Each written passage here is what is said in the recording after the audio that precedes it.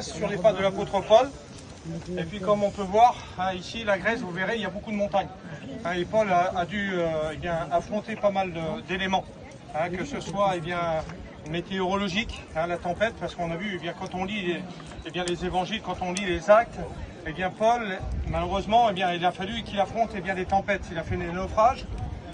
Il a également, topographique, c'est-à-dire toutes ces montagnes, ces plaines et tout ça, il a fallu qu'il les gravisse. Nous, aujourd'hui, on a la faculté de pouvoir le faire, soit en bus, soit en auto. On a tous les éléments qui sont adaptés. Mais à l'époque, il le faisait à pied.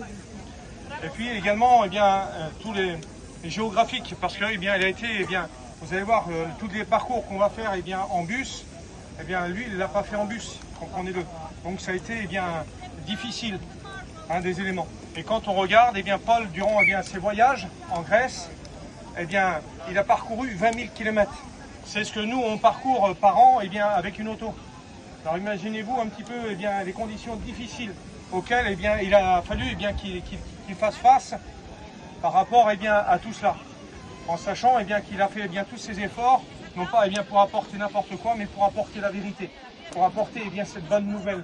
Quand on regarde ici la Grèce, c'est le pays où il y a tous ces mythes, toutes ces mythologies grecques. Et puis, il a fallu que la vérité puisse affronter toute cette mythologie. Et puis mythologie, quand on regarde, quand quelqu'un est en train de mentir, on va l'appeler un mythomane, mytho. On sait que toutes ces mythologies, on sait que c'est que des mensonges, que le diable c'est le père du mensonge.